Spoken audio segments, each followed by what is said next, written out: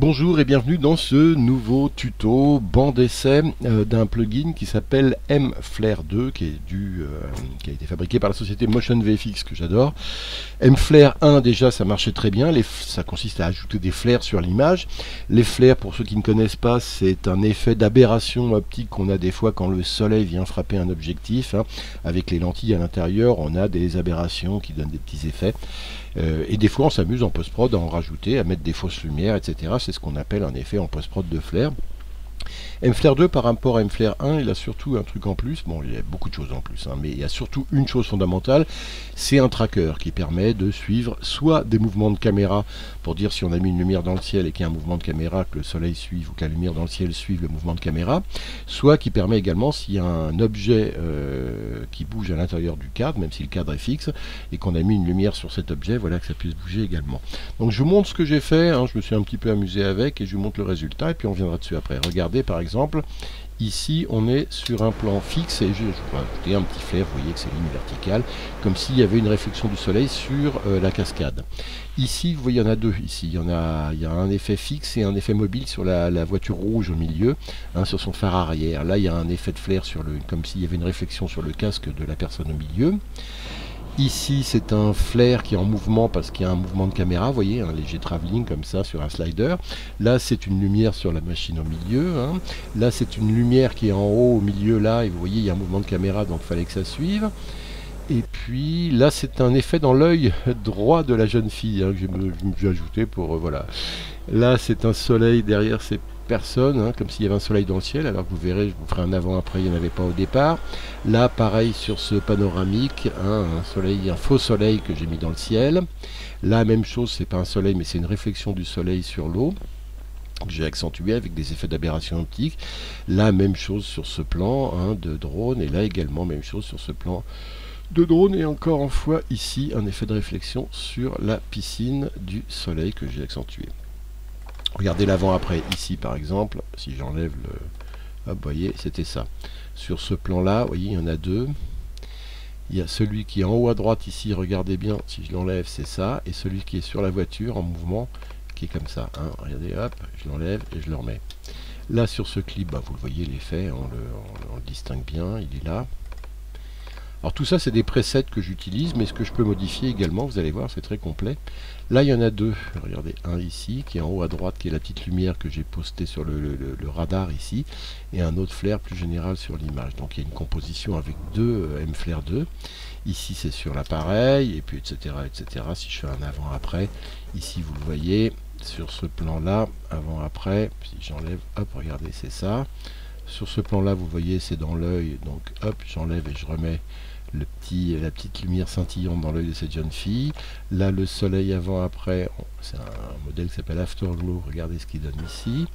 Là, enfin, voilà, je ne vous fais pas l'ensemble, mais vous voyez. Si on doit s'amuser à les refaire, par exemple, un fixe au départ, pour voir MFlare au départ comment ça gaze, j'enlève celui-là, ici on va en remettre. Alors MFlare 2, vous voyez, il y a plein de pré-modèles, de ce qu'on appelle des presets, et on peut aussi les changer, les construire, vous le verrez dans l'éditeur. Par exemple, je vais prendre cet effet Dim Food Light, je le mets ici, et au départ, regardez, j'ai des OSC, des réglages on-screen, et la lumière que je veux mettre, par exemple, je peux dire que je la mets, par exemple, de la mettre comme je l'avais mis tout à l'heure par là-bas, je vais la mettre ici, comme s'il y avait une réflexion du soleil ici, et je peux jouer sur l'aberration optique, ici comme ça avec ça. Donc je peux par exemple le mettre comme ça. Voilà, ici ça c'est mon premier effet, mais regardez ce que je peux également faire. Alors je vais remballer celui que j'avais fait avant, masquer pour m'intéresser à celui que je viens de mettre qui s'appelle le preset Dim Floodlight. Je suis d'abord en mode de composition, je peux mettre de plusieurs manières, soit comme ça, soit bon, enfin, écran normalement c'est la meilleure des manières, mais ça dépend des lumières qu'on a dans un plan, on peut choisir des fois d'autres manières. Sur la coloration des aberrations, on peut choisir un mode de réglage 5 couleurs, et après ces 5 couleurs, vous voyez qu'on peut jouer dessus en tournant les roues ici. On peut passer en mode 3 couleurs, ou on peut aussi passer en mode monochrome ici comme ça, et choisir quel type de lumière on veut mettre. Par exemple, une lumière plutôt qui va tirer sur le blanc ici, etc. Par exemple, j'aime bien celle-là, je choisis celle-là. Brightness, ici, vous voyez qu'on joue avec son intensité. Global Size, j'augmente ou je diminue la taille. Et vous voyez, ça diminue la taille également des aberrations optiques. Voilà, par exemple, je décide qu'elles sont grosses comme ça. Je peux jouer sur la taille soit X, soit Y. Donc, hop, X ou Y. comme ça. Bon, je vais mieux comme c'était au départ. Et je vais regrimper un peu la taille des aberrations optiques. Lumière, je suis pas mal. Ensuite, sur la position, bah là, ça n'a pas lieu d'être, hein, mais je pourrais changer la position manuellement, ici, sur la source des points, en mettant ici des images clés. Ou alors, je pourrais faire un tracker. On le verra plus tard, hein, le tracker. Là, pour le moment, j'en ai pas besoin. Le dernier chose que je voulais vous montrer, c'est qu'on peut aussi s'amuser à mettre une aberration optique sur les effets. Donc, regardez ici.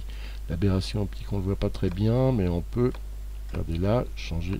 Hop, la lumière, la coloration de cette aberration et la saturation de cette aberration. Regardez là, par exemple, l'aberration, je la mets au maximum ou ici au minimum. Hop, et ici la couleur, regardez, je peux la changer ici. Donc je vais être plutôt dans les jaunes, voilà, comme ça, pour réchauffer un peu l'image. Et je vais quand même baisser un peu la saturation, parce que c'est beaucoup. Et je peux ajouter un peu de blur à l'ensemble. Je peux aussi ajouter du grain ici, mais bon, je ne vais pas le faire là. Alors je peux ici, regardez, changer la place. Bien joué. Allez, hop, je veux vraiment m'amuser à le mettre où je veux. Hein, l'aberration chromatique simulée d'une lentille. C'est ça que j'aime bien dans cet effet. Et vous voyez que si je voulais changer de modèle, hein, bon, là j'ai pris un modèle qui est Dim Food Light, je peux le changer à tout moment en allant sur les presets ici. Donc, je vais dans les presets, et au lieu de celui-là, par exemple, si je veux choisir Cold Winter, je peux passer à Cold Winter en faisant ça. C'est un autre effet que j'ai ici. Ou alors si je veux passer revenir sur le Dim Food Light que j'avais au départ, je reclique sur Dim Food Light ici. Voilà, je ferme ici les presets. On va aller sur un autre ici, sur celui-là par exemple, vous voyez. Alors celui-là, on va le refaire. Donc celui-là, je l'enlève, donc hop, je l'annule. Je fais masquer et je vais en remettre un autre ici. Vous allez voir, on va utiliser le tracking cette fois-ci. Par exemple, je vais prendre le tube d'électrons. Je le mets là. Et vous voyez l'effet principal ici, là, la source principale, je vais la mettre ici au milieu du casque. Je vais mettre sur la première image du plan, et pour faire le tracking, je fais tracker, et je fais track ici. Boum, vous voyez que ça vient traquer à l'endroit où j'ai mis le... J'aurais pu aussi élargir la surface de tracking. Tout ça se règle, mais là, bon, je suis au milieu d'un casque qui va bouger, donc c'est très bien. Je suis mon tracking, vous voyez que ça va assez vite. On reste sur le casque ici, bien que la personne tourne la tête. Hop, et regardez ici, j'ai mon tracking. Vous voyez, regardez ici, vous voyez, on voit bien que ça suit le mouvement de la personne pendant qu'elle bouge. Et quand elle va tourner la tête, vous voyez, ma lumière va bouger également. Alors, c'était peut-être pas tout à fait ce qu'il fallait faire. Je reviens ici, c'est pas grave, et je vais faire Clear Tracking, Clear All Tracking. Ok. Et maintenant, je vais recommencer, mais je vais prendre un tracking un peu plus gros, un peu plus large, avec tout le casque ici, comme ça.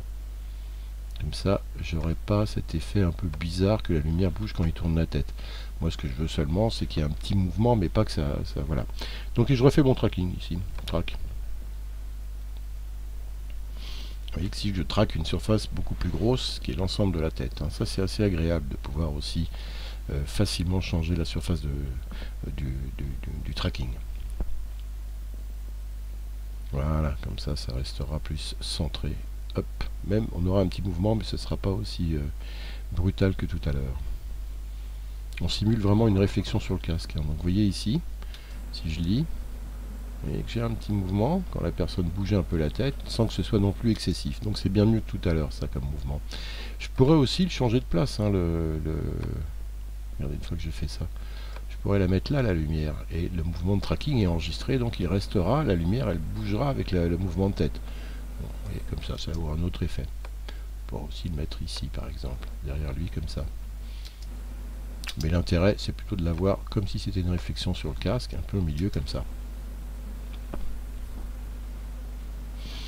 Et alors, je vous disais, on peut également personnaliser, hein, avec la fonction Edit ici. On a des prémodèles, mais on peut, ces prémodèles, les personnaliser complètement. Regardez ici, par exemple, si je vais sur Edit. Ici, j'ai un éditeur, et regardez, dans cet éditeur, j'ai absolument tous les éléments qui composent mon M-Flare. Donc là, par exemple, le premier, c'est Glow. Je peux l'éteindre ici pour voir sur quoi ce que je vais affecter. Vous voyez, c'est le glow qui est autour de la lumière. Donc, vous voyez que ce glow, je peux, regardez ici, le rendre plus fort, changer son gamma également, mais là je vais vite saturer un peu la lumière, je peux le baisser un peu, l'adoucir ici comme ça, la lumière, changer sa taille du glow, bon, là c'est un peu fort déjà, Donc je serais plutôt pour qu'il soit assez petit. Donc ça c'est le premier élément. Le deuxième ici, c'est un autre glow. Regardez, c'est hop, et celui-là, je vois son effet. Donc je vais maintenant voir sur quoi je vais jouer. Je peux changer sa couleur aussi. Je peux mettre une couleur personnalisée. Par exemple ici, je vais le mettre plutôt dans les rouges ou dans les bleus. Bon, voilà, comme ça ici. Et vous voyez voir que ça va me donner autre chose. Si je joue sur le brightness, vous voyez que c'est vraiment... le casque devient bleu presque ici. Je joue avec le gamma, encore une fois, si je veux ici renforcer mon effet, l'adoucir ou au contraire le mettre très fort, changer sa taille ou sa taille horizontale. Hop, comme ça, vous voyez. Et tous les éléments comme ça, je peux. Alors là, vous voyez ici, c'est le Strex, donc c'est un des rayons lumineux, c'est celui qui est là au niveau du casque à peu près. Je ne vais pas le toucher, mais je vais regarder. Bon, l'iris c'est bon. Je vais regarder celui-là d'iris. Hop, vous voyez, c'est ce rayon-là, là, celui qui est violet au-dessus ici, sur lequel je joue. Hop, je l'accentue ici. Et celui-là, je peux le forcer en lumière ici. C'est celui qui est là également, oui. Et son gamma, je peux le baisser ou l'augmenter. Vous voyez, je peux m'amuser à vraiment personnaliser complètement. Changer les tailles également, grossir si je veux en Y. Ou au contraire, baisser la taille, hop, comme ça. Mais la monter, hein, voilà, faire un effet plutôt comme ça. Alors, vous voyez qu'on peut s'amuser vraiment, ce halo, hein, ce M-Strike, à le personnaliser complètement dans l'éditeur ici. Encore une fois, je peux changer de modèle dans les presets si je veux passer sur un autre modèle. Et encore une fois, on peut faire un tracking ou ne pas faire un tracking. Voilà comment marche globalement M-Flare 2. Vous voyez ici sur celui-là, j'ai dit que j'en avais deux. Celui-là, par exemple, le lens flare ici principal, si je veux m'amuser à changer sa couleur, hein, je peux déjà passer par ça, et vous voyez que j'ai changé, que je change complètement la couleur ici. Encore une fois, brightness, global size, etc. Je peux vraiment personnaliser complètement l'affaire. Le mode de compositing, encore une fois, on peut être sur complètement autre chose. Là, ça donne pas grand chose, mais en incrustation, par exemple, ça peut être... oui, bon. J'étais mieux en écran. On tourne en écran comme ça. Avant, après, on peut aussi le voir comme ça, bien sûr. Qu'est-ce que je vous ai... Voilà, je crois qu'on a fait le tour de tous les effets à peu près. Encore une fois, la size ici, on peut s'amuser à... Hop. Animation. Ah oui, on peut faire une animation manuelle. C'est ça aussi que je voulais vous dire. Bon, le tracking, c'est bien sympa. Mais si on veut faire une animation manuelle, par exemple, sur le premier ici, si je veux le faire bouger un petit peu entre le début et la fin, je me mets sur la première image et regardez ici, sur les points, je vais mettre des points clés. Et puis je vais sur la dernière image, je remonte d'une ici, et je vais changer la position ici de ça et de mes deux points de flare. Et regardez, si je fais un rendu et que je relis, vous allez voir que on a manuellement créé un mouvement de lumière sur ce tracking.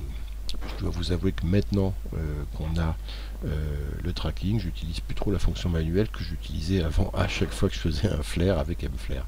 Donc regardez maintenant, vous voyez qu'il y a un mouvement, même sans de l'aberration chromatique du M-Flare. Flare, on a un mouvement comme ça qui a été créé manuellement. Et les points clés, ça peut aussi servir. Regardez sur ce dernier ici. Vous voyez que le flare ici, si on regarde bien ses caractéristiques, j'ai mis des points clés pour la taille. Hein. Quand le drone s'élève, vous allez voir que le flare ici, il va baisser en taille. Voilà, donc ça, je l'ai fait manuellement parce que le tracking ne peut pas le faire. Le tracking, il se contente de suivre le mouvement. Mais si on veut faire baisser, vous voyez, la taille, quand on a un éloignement à l'objet, il faut le faire manuellement. Et là, j'ai à la fois utilisé le tracker pour le mouvement et des points clés pour changer la global size, la taille globale de mon effet, de manière à refléter l'élévation du drone, hein, et que le flare suive la taille du drone, enfin la hauteur du drone comme ça. Voilà, pour vous dire, les effets installés, il y en a beaucoup plus que dans la première version. Il y en a au total plus d'une cinquantaine, je crois, de petits presets vachement sympas de M-Flare 2, donc qui est proposé par la société Motion VFX. Merci et à bientôt.